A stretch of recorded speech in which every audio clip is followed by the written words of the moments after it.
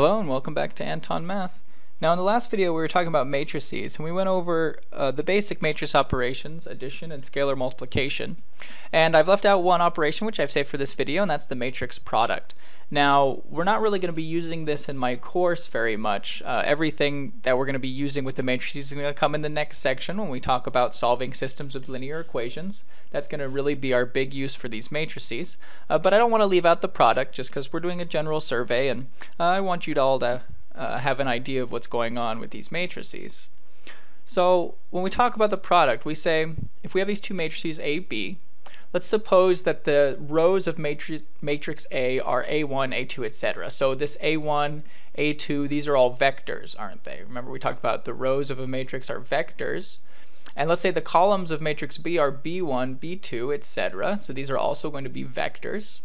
Then the product of AB, it's going to be a new matrix C, where which is generated by Cij, and Cij has this closed formula AI, which of course is a vector, dot Bj. Now Cij itself is a scalar, right? This is just the entry of our new matrix after the product.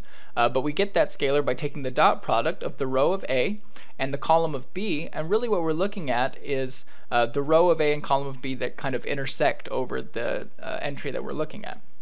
So for example, let's say I have this matrix A, and my matrix A is 1, 2, 1, negative 1. And my matrix B is negative 1, 1, 2, 0. So I can look at the product AB. AB, what I'm doing is to find this first entry, which up here we called C11. C11 is going to be the first row of the matrix A dotted with the first column of the matrix B. So I'm looking at 1 times negative 1 plus 2 times 2, which gives me a total of 3 for that dot product. Now for this C12, I'm looking at the first row of A still, but now the second column of B. So 1 times 1 plus 2 times 0 is just 1. And for the bottom row of AB, we're going to do the same thing. So I look 1 times negative 1 is negative 1. Negative 1 times 2 is negative 2. So that gives us a total of negative 3. And 1 times 1 is 1. Negative 1 times 0 is 0. So I get a 1 for this C22. Now we go the other way as well. I can look at the product BA. Now I'm looking at the rows of B and the columns of A and taking the dot products to find the respective entries. So negative 1 times 1 is negative 1. 1 times 1 is 1, so that gives me a total of 0. Negative 1 times 2 is negative 2. 1 times negative 1 is negative 1, gives me a total of negative 3. And for the bottom row, now I have 2, 0 is my row, so this will be easy because 0 is going to make everything the dot product 0 for that part. So I just have to look at 2 times 1 is 2, because 1 times 0 is 0. 2 times 2 is 4, because of course 0 times negative 1 is still 0. So this is the basic idea of a matrix product.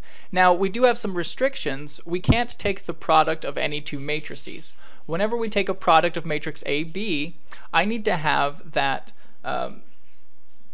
the number of columns in my matrix A is equal to the number of rows in my matrix B.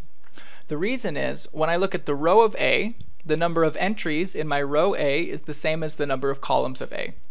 And the number of entries in my column B is the same as the number of rows in B. Now to take the dot product AI, Bj, I need to have two vectors that have the same dimension. So in other words, the number of columns in A has to be equal to the number of rows in B.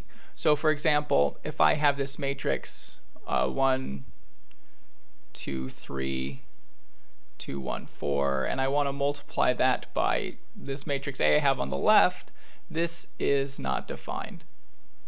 Right? Because what I'm going to do is I'm going to take this row vector 1, 2, 3, and I'm going to try to take the dot product of that with the first column of A, which is just 1, 1, and that dot product doesn't exist.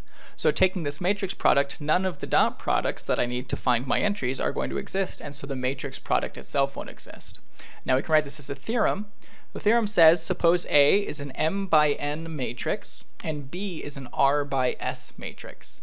If n equals r, so in other words, if the number of columns of A equals the number of rows of B, n equals r, then AB exists and is an M by S matrix. So in other words, I'll have m rows and s columns. I kind of carry over those properties from from A and B.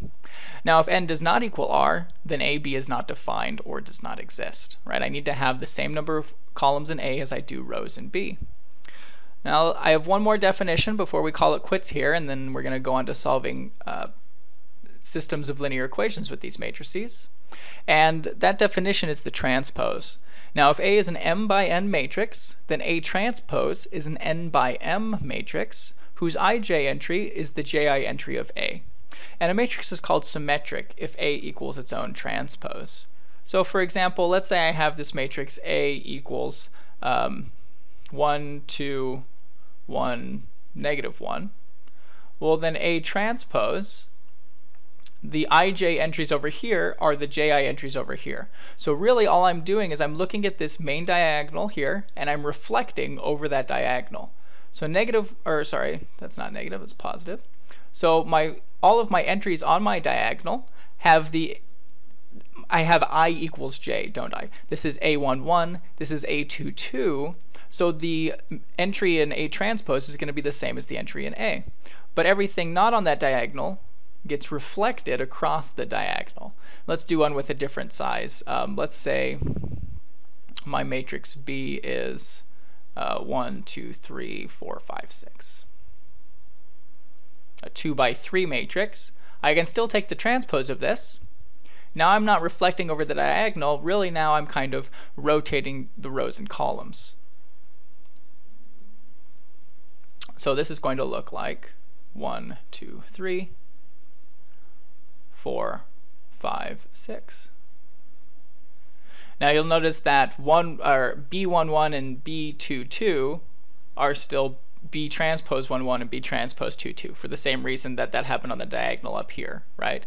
And you can kind of see that in a way I've reflected everything across the diagonal, but I'm taking this diagonal to go all the way to here. And now I've reflected everything across, right? This 4 and 2 have changed places, this 3 has gone to right here, and this 6 has gone to right here. So it's still reflecting in that way, just a little bit harder to see when it's not a square matrix. Alright, so that's our transpose. Now in the next section we're going to be taking systems of linear equations and applying what we know about these matrices in order to solve those systems in a very efficient way. So we'll see you in that next section.